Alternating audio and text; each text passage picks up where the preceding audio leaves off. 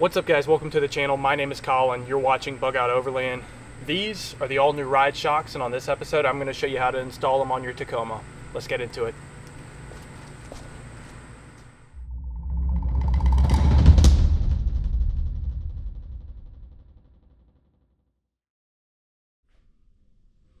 So these shocks have been sitting in my garage looking pretty for the past couple of weeks, and I've finally gotten some time working around the weather to get them installed on my truck. These ride shocks are going on my 2017 Tacoma off-road, and they will be replacing my current setup, which is the Fox Performance Elite series. If you guys are like me and you guys enjoy doing stuff DIY style in your garage or in your driveway, this tutorial is going to be for you. So sit down, buckle up, crack open a cold one, and let's get this installation started. But before we do, let's go over what tools we're going to be using for this installation. This part is somewhat subjective, as you may have access to different tools, have a different method you prefer using, or your current setup may require something different. But these are the tools that I'll be using for this installation. I've got a 6mm Allen bit, an 8mm socket, a 10mm socket, a 12mm socket, a 14mm socket, a 15mm short socket, a 17mm socket, a 17mm short socket, and a 19mm socket. Then I've got a 17mm wrench, a 19mm wrench, a flathead screwdriver, a metal punch, some pliers, a 5/32 drill bit, a dead blow hammer, a brass hammer, and a pry bar. I'm also going to be using a couple of ratchets, a torque wrench, a 1/2" impact, a driver, a drill, a little 3/8 electric ratchet, and a heat gun. For the front kit, you're going to have the following items included: a ride shocks shock installation guide, 2 coilovers, one for the driver's side, one for the passenger side, 2 reservoir mounting brackets, 4 pipe clamps, 4 heat shrink tubing, 2 spacers, 6 M10 flange nuts for your coilover top hats, 8 washers for all of your bolts, 4 3/8 bolts for attaching the front sway bar, and 4 M10 bolts for attaching the front reservoir, and an adjustment rod. For the rear, you'll have the following items included with your kit. Obviously your 2 ride shocks for the rear, get your 2 reservoir mounting brackets, 4 pipe clamps, 4 heat shrink tubing, and 4 self-tapping screws. All right, so we're gonna start with the driver's side front and then make our way to the driver's side rear. I'm only gonna show you guys how to do the driver's side on this vehicle, and you can take those exact same instructions and mirror it on the passenger side. It's gonna be the exact same thing. No point in me showing you how to do front, back, driver, and passenger side. Just take those exact same instructions. But we're gonna go ahead and start with the driver's side front. Go ahead and jack up your truck, make sure the parking brake is engaged, and make sure that you chock all the other 3 wheels. I'm only gonna be jacking up one side. I'm gonna be utilizing the frame to jack the truck up on, but if you have a good set of sliders, that can work as well. But the frame is always going to be best. So let's go ahead and start by jacking this thing up.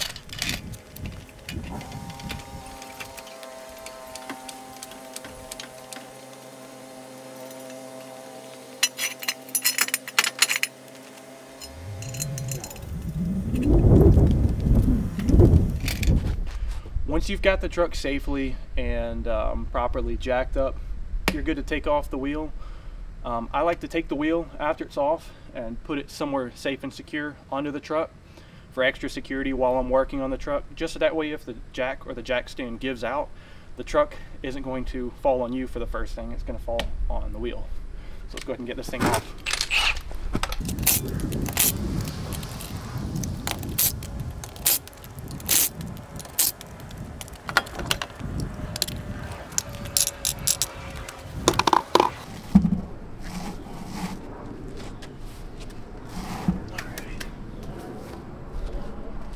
Alright, so the first step in removing your current suspension and installing your new ride shocks is going to be to disconnect the sway bar. I personally have had my sway bar disconnected for quite some time. I removed it altogether as I don't daily drive the truck anymore, and it's helped me out a good bit on the trails with adding just a little bit of articulation. But if you are still running your sway bar and you plan on continuing running your sway bar, don't worry, I'm still going to walk you through how to disconnect it for the sake of this installation. go ahead and start by removing your skid plate. This may vary from person to person depending on whether you are running your factory skid plate or an aftermarket skid plate like myself. Once you've got that skid plate removed, locate your sway bar brackets. There's going to be 2 on either side of your vehicle, each holding 2 14mm bolts. So that's a total of 4 14mm bolts located approximately right here.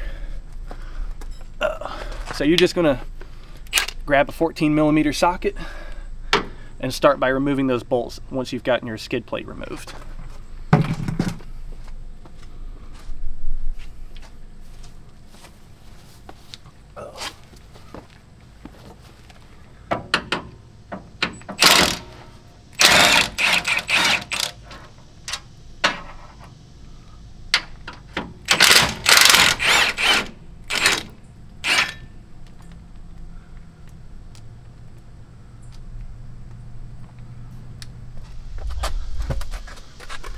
Alright, so I kind of threw the sway bar link back into the spindle here for demonstration purposes, so that way I can show you guys who are running your sway bar how to properly disconnect it from the spindle.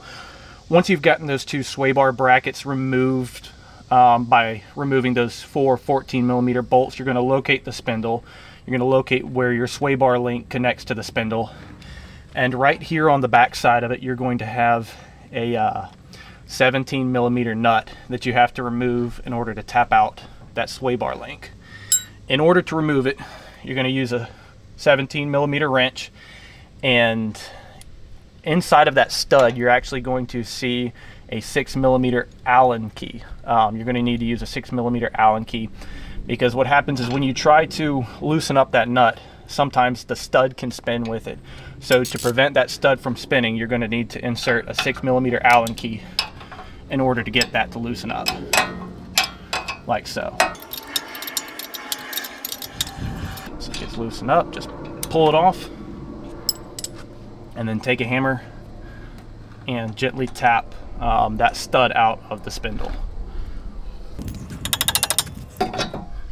Alright, now just take that nut that you removed and just spin it right back on there to prevent from losing it, if you plan on running this sway bar after the installation of these shocks. You may have also noticed while I was removing those 14mm bolts that I've got a aftermarket frame to bumper support bracket here, which could complicate things, but I'll explain that later. For now, I'm just going to go ahead and remove this and set it to the side.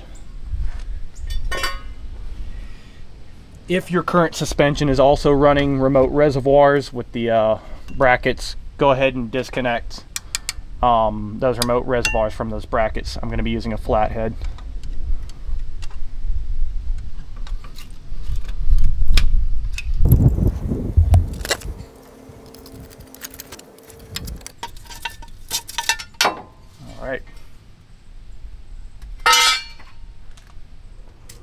Alright, so now that we've got the sway bar disconnected and out of the way, we can go ahead and move forward with the next step.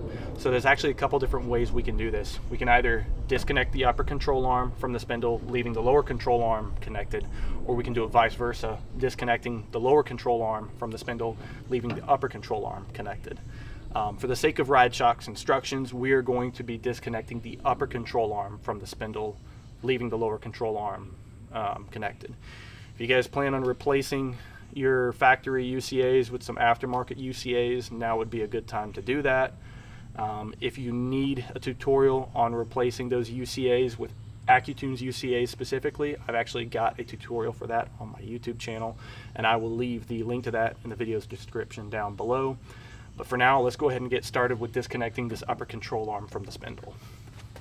Alright, so first step is going to be removing this bolt right here that connects the ABS line bracket to the spindle. In order to remove it, we're going to be using a 12mm socket.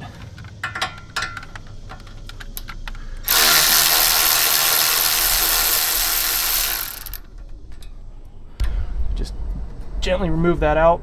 Be sure not to overextend this ABS line, and set this bolt to the side as we'll be reusing it later. Alright, next you're going to locate the castle nut right here at the bottom of the spindle underneath the upper control arm, and we're going to kind of loosen up and remove this cotter pin.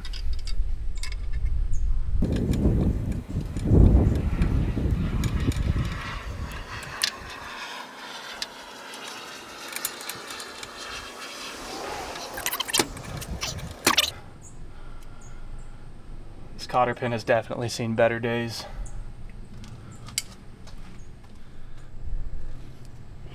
Next, you're going to take a 19mm socket and a breaker bar, and you're going to just break this castle nut loose. Don't remove it yet.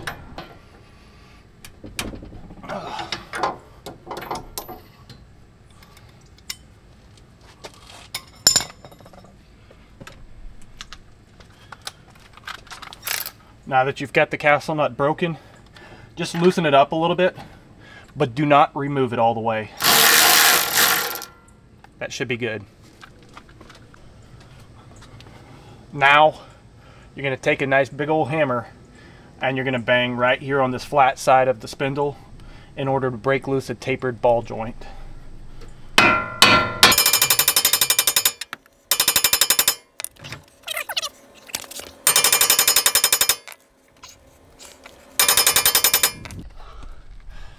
This is tough.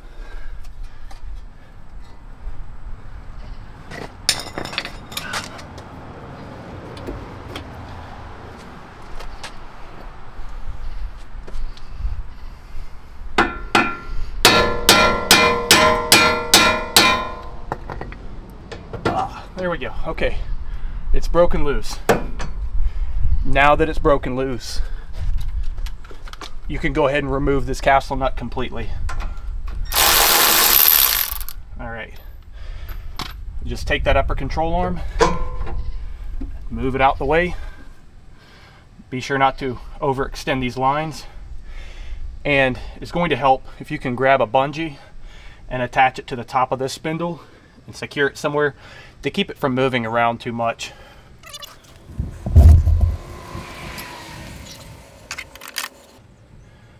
There you go. Just make sure you don't overextend these lines right here.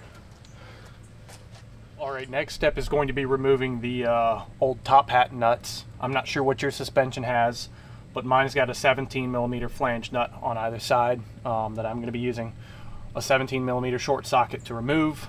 Reason why I'm using a short socket is because it's kind of difficult to get back there at that third one. If you have a nut here in the center of your shock, do not remove it, otherwise you're going to end up on the obituary section of the newspaper, because that's what basically holds the spring to the shock. So don't remove that center one, just remove the three here.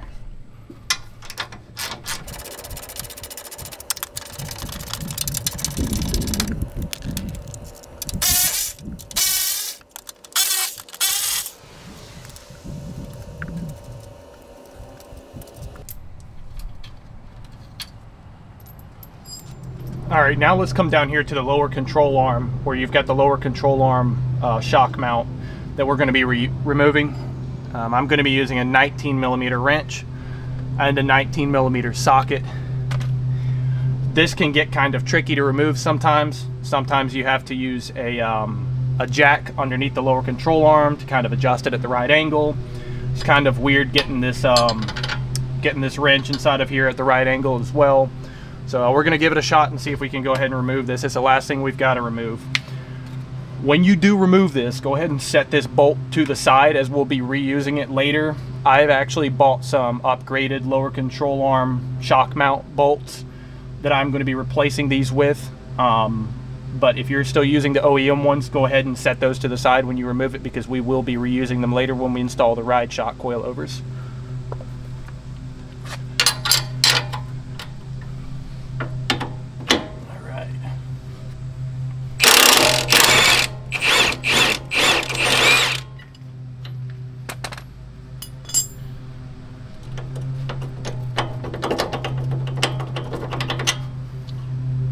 Alright, so this one actually didn't give us any problems this time, fortunately. But as you can see, the threads are kind of eaten away at here on the edge of it, so I'm going to be replacing these with these upgraded ones. Now that we've got that last 19mm bolt and nut out, we should be good to remove these shocks. Alright, now that we've got all the hardware removed, we should be good to go ahead and remove our coilover right here. So these things are not light, so you do have to get at a good angle to get these out.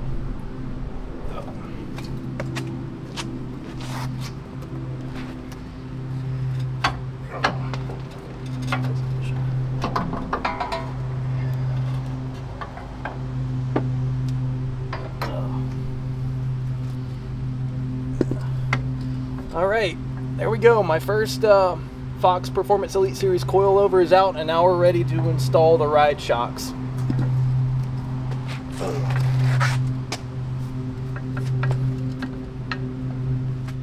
All right, now we've got our first coilover removed, so we're going to be installing our first ride shock on the vehicle.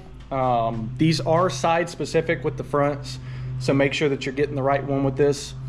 The driver's side is going to have the logo facing and the hose assembly pointing this way, whereas the passenger side is going to have the logo facing out and the hose assembly pointing that way. So since we're working on the driver's side, we're going to grab this one right here and get this one installed on the vehicle. All right, so we've got everything removed and we're ready to install the first ride shock coilover. In order to do this, we're going to slip this up in there, and we're going to use 3 of the 6 provided M10 flange nuts to get this top hat settled on the frame.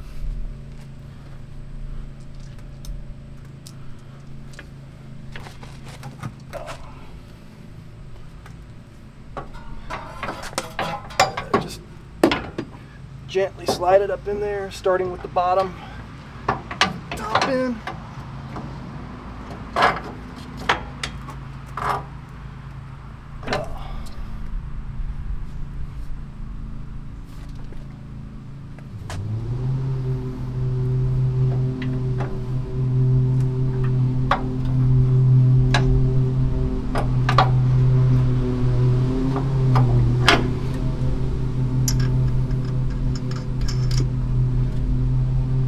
Kind of hand thread them on first, just get it started.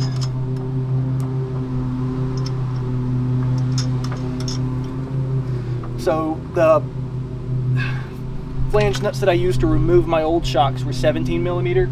These are actually 15 millimeter that we're going to be using to install the ride shock coilovers with. All right, I'm not sure how well you can see this, but where the lower shock mount connects to the lower control arm, there's the ever so slightest difference in width between these bushings and the bracket on the lower control arm where the shock mount fits into, where the lower shock fits into.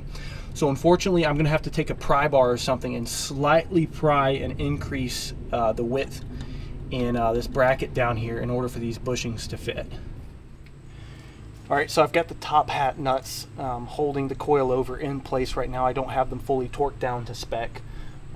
So now I've got the hole pretty much lined up with the lower control arm, lower shock mount, and I'm going to go ahead and put this aftermarket upgraded bolt back inside of it.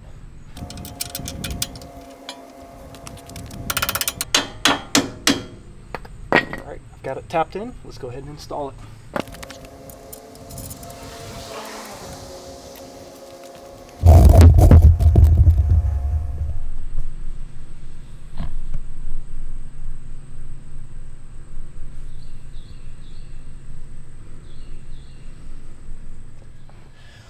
All right, now that we've got the coilover secured in place on the top and the bottom, we're going to start by tightening down the flange nuts up top. We're going to be using a 15 millimeter socket to do that. We're just going to tighten them down, and once we get them tightened down, we're going to torque them down to 47 pounds. But first, let's start hand tightening them down.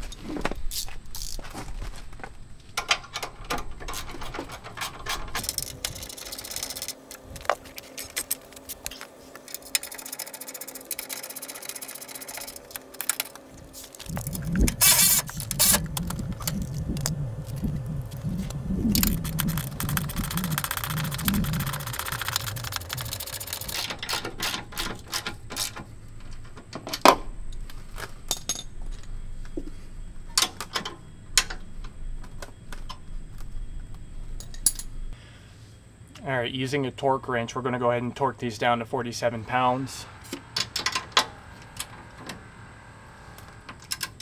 All right.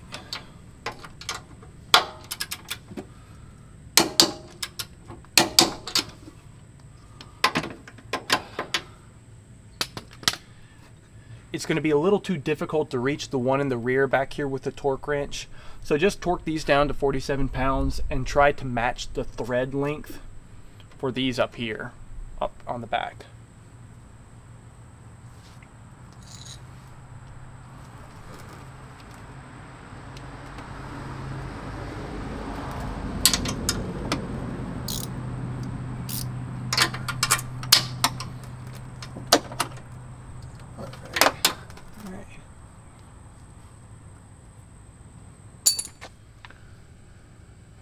All right, now we're going to come down here to the lower shock mount bolt.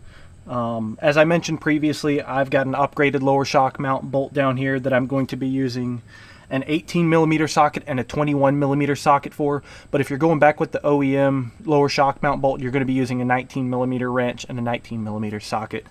We're going to be torquing this down to 61 pounds.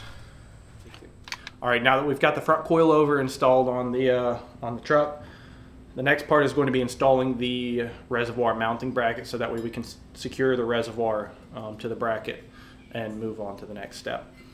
As I mentioned previously, I am currently running bumper to frame support brackets, and so my setup may not be the same as yours. Because I am running this setup, I am not going to be utilizing ride shocks as sway bar spacers or their mounting hardware. If you are still utilizing your sway bar and running your sway bar, just follow along with their instructions and don't deviate like what I'm about to do here.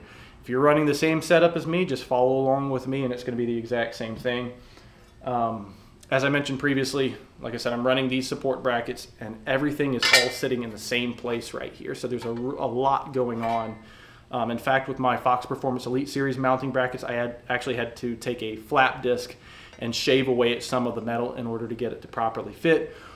Hopefully, since these are pretty similar to what I pulled off with the Fox Performance Elite Series, we're not going to have the same problem and I can just mount everything on there as I had it before. But we're going to go ahead and start with installing these mounting brackets for the reservoirs. And in order to do that, we are going to take the provided banjo clamps. You're going to take two for each side, 4 altogether. So we're going to take 2 for the driver's side, and you're going to take these little heat shrink tubings and run them along the banjo clamp here, the pipe clamp, and you're going to take, I don't know what you're going to be utilizing. I'm going to be utilizing a heat gun here, which is probably what's recommended, but I mean, if you got like a torch or a hair dryer or something like that, I'm sure that might work okay too. But this is to prevent any aesthetic damage from the brackets to your ride shock reservoirs. So let's go ahead and get started. I'm going to slide these on here and we're going to start heat shrinking them.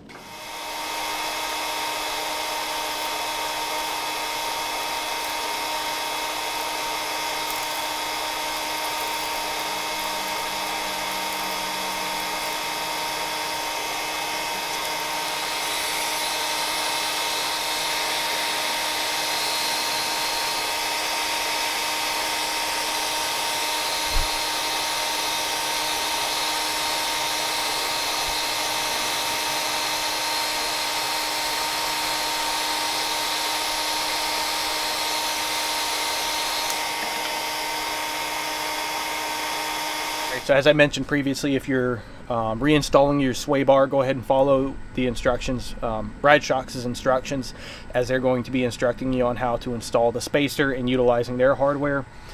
Because I'm reinstalling this bumper to frame support bracket and I am not running a sway bar, I'm going to be reutilizing the hardware that I removed earlier, and I'm going to install this bracket underneath this bracket. So go ahead and grab your reservoir bracket that looks like this, that runs this orientation for the driver's side, and we're going to place this down first.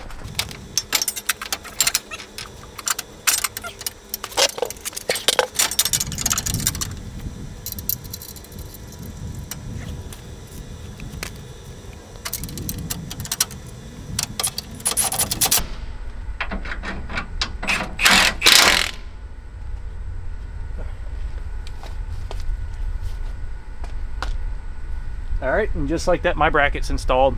If you're running a sway bar, good luck.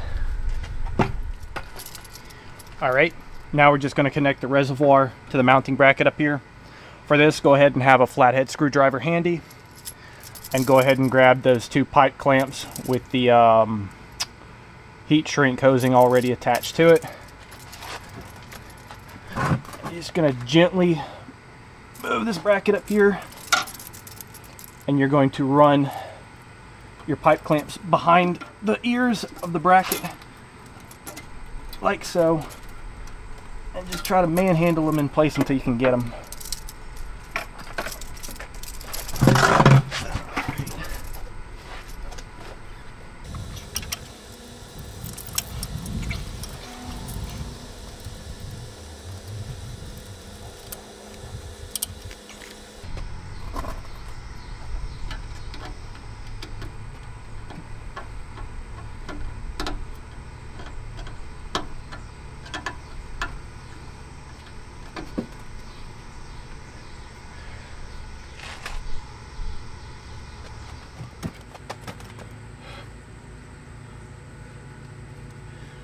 All right, a little bit of blood, sweat, and tears later, and the first front coilover is finally installed. Now all we're going to do is reconnect the spindle to the upper control arm, reconnect the ABS bracket back to the spindle, and yeah, that's pretty much it. And once we get that reconnected, go ahead and move to the other side and repeat the same process on the passenger side, and then we'll go ahead and move over to the back. But first, let's go ahead and get this stuff reconnected.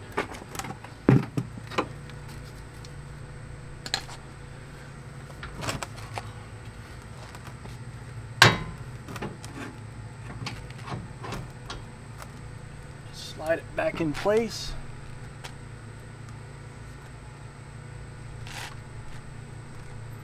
Locate your castle nut and cotter pin. Just get that castle nut back on there.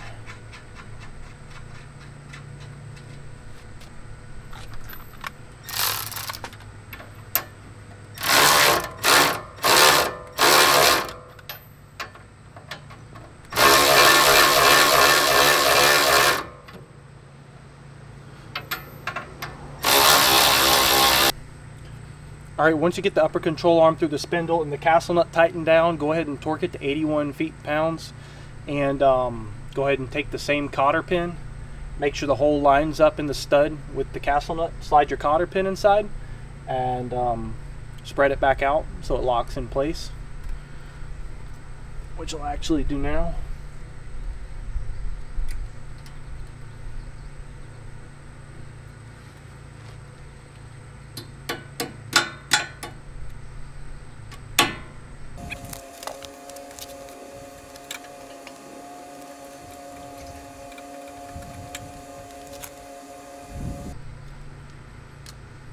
Alright, then go ahead and take your 12mm socket and reconnect your ABS bracket.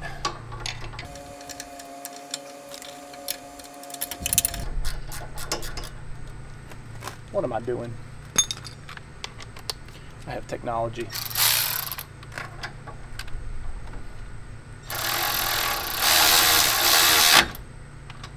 And then just torque that down to 17 pounds.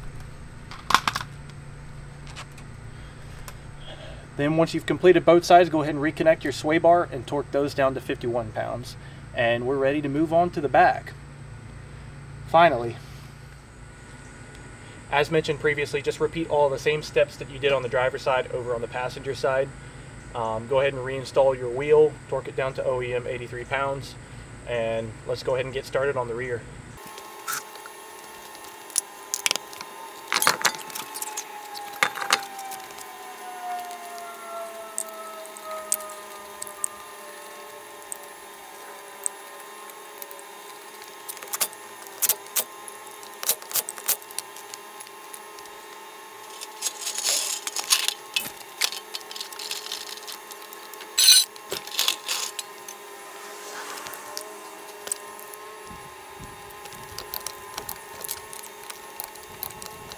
So first things first, the South Carolina humidity is incredibly unforgiving. It's like 95 degrees out plus 95% humidity, and I'm sweating my nuts off right now.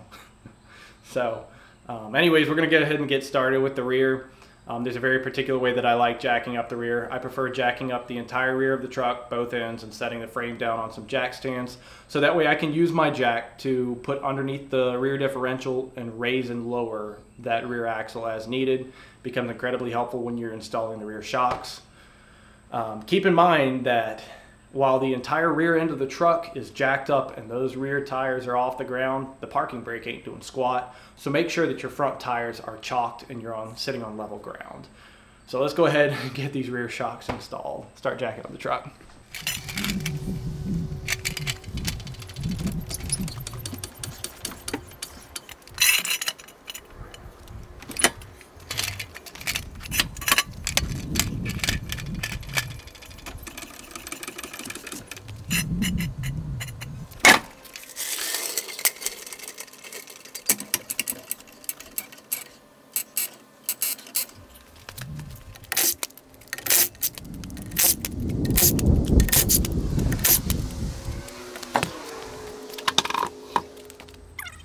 Please ignore the dirty, rusty drum brakes.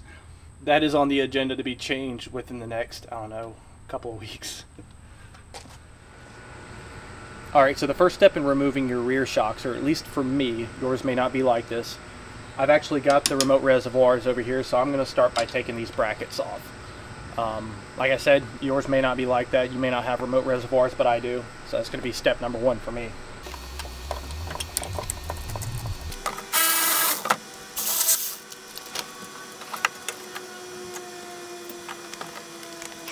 Now I just got to get the self-tapping screws out of the frame. And we're probably going to put our bracket around the same area right here too.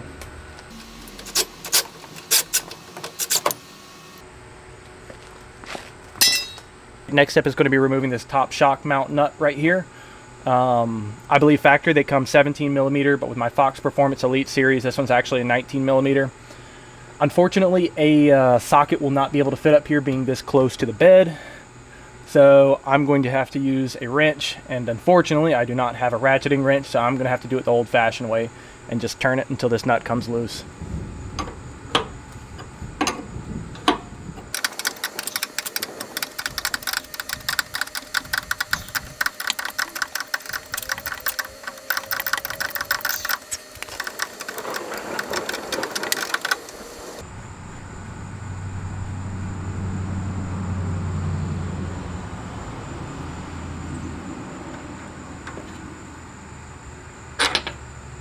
Lastly, we got to remove this lower shock mount bolt down here. This one can be a real pain in the butt sometimes, but in order to remove it, we're going to use a 17 millimeter wrench and a 17 millimeter socket and give it some ooga dooga until it comes loose.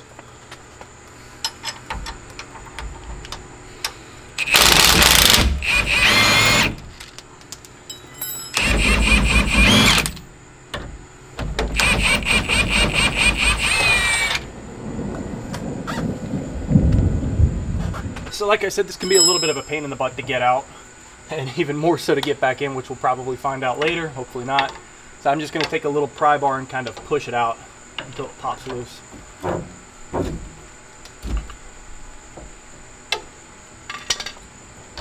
Ooh. Oh. All right, there we go. We're good to go. I think it's raining.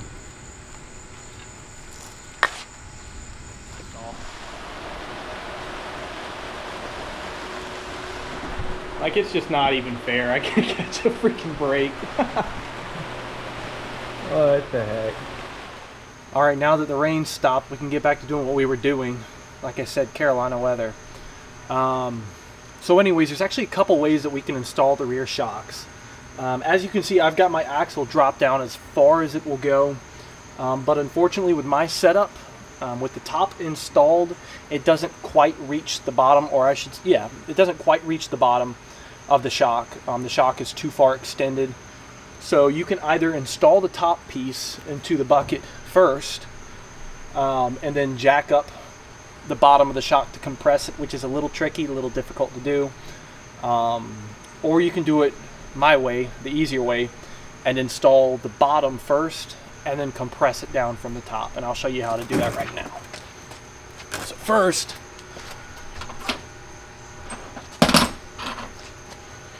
first, make sure you have the lower shock bolt handy. And you're going to, you may, I forgot to mention, you may have to take a pry bar to widen that lower shock mount down on the axle, just because over time it can get tighter and tighter up against that shock mount, and the new shocks that you put in might be too wide. Those bushings might be too wide, so you might have to pry it a little bit like I did. But anyways, we're going to go ahead and slide that lower shock mount. We're going to go ahead and slide the lower portion of that shock into the shock mount. Take your bolt and line it up in there. Alright. Might take some manhandling. Alright, so the bolt's in, shock's in. As you can see, this piece has to go in here. And in order to get it in there, I have to compress it down. So I'm going to go ahead and install the washer and the flange nut that you should have set to the side when you removed your old shock setup. Let's go ahead and get that on and tighten it. Alright, so I'm going to put my body weight down on this thing and compress it down and slide it in, and as it pushes back up, align it with the hole, and there you have it.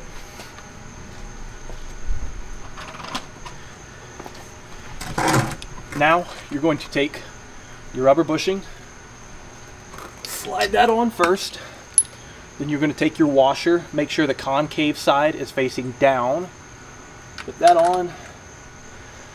Now take your flange nut and just hand tighten it for now. Next, before we install the reservoir bracket and secure the reservoir, we're going to torque the bottom nut and bolt to spec. You may have trouble torquing down the bolt as it's just squeezing the metal of the lower shock mount together. So just try to get it nice and tight if you find yourself in that situation. I've ran into that trouble before in the past. So when you're tightening it down, go ahead and try to torque it to spec at 43 pounds. But if you find that it just keeps on tightening and tightening and you're not getting a click, just make sure it's nice and tight, and you know, it should be just fine.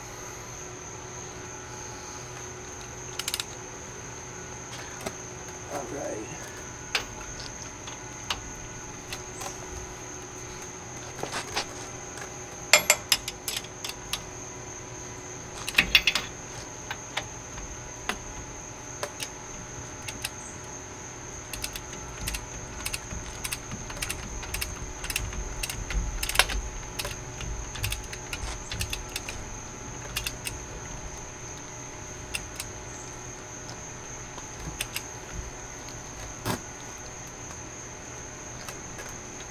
See, it's currently what I'm running into now. It feels like it's way more than 43 pounds, but the problem is the more I tighten, it's just continuing to tighten without giving it that torque click.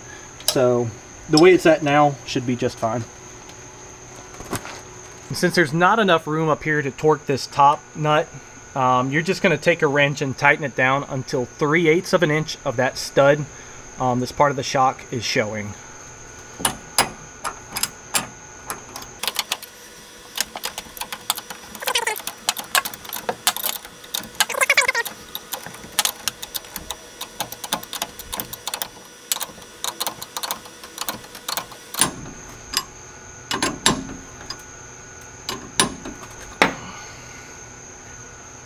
Couple more threads. 1, 2,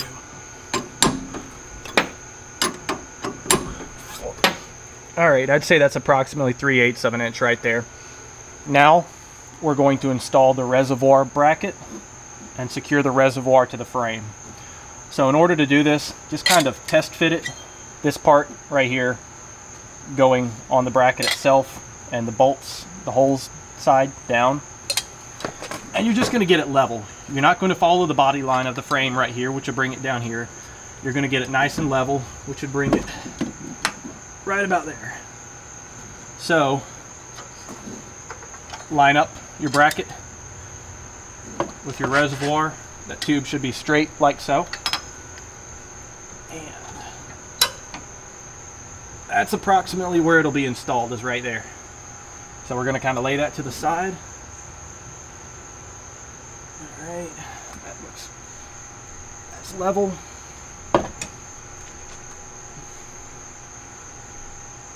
Next, just grab a Sharpie, mark your holes, remove the bracket,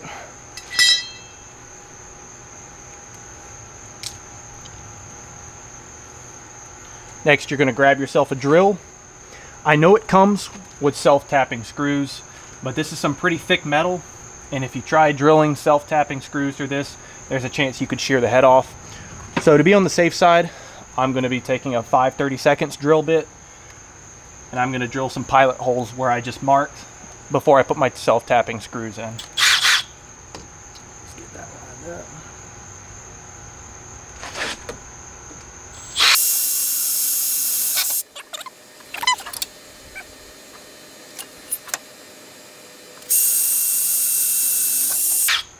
All right, there we go.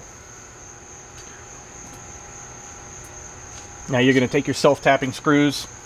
Each one's a 10mm head. And you're going to take you a driver and a 10mm socket and start installing these screws.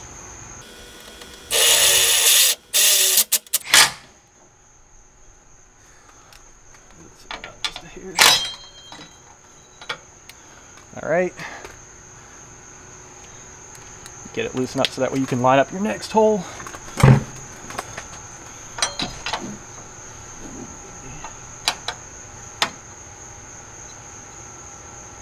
There.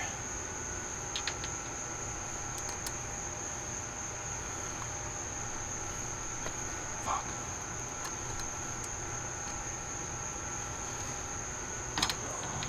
Okay.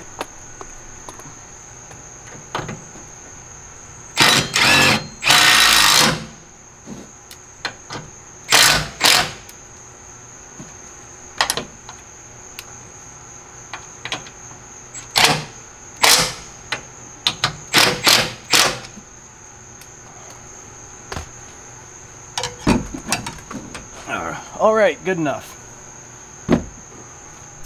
All right, now I'm going to take those same pipe clamps. Make sure you do as I previously showed you, where you heat shrink the tubing to the pipe clamp. And we're going to line these up right here. FYI, it's a lot easier using an 8mm socket to get these things on instead of a flathead.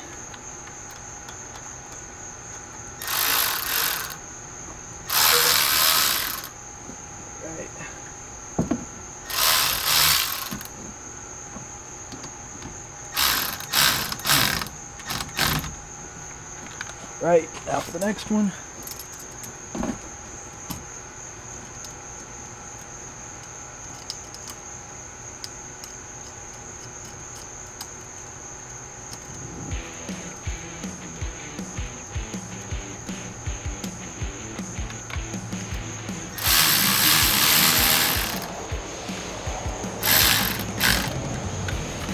Voila, there you go.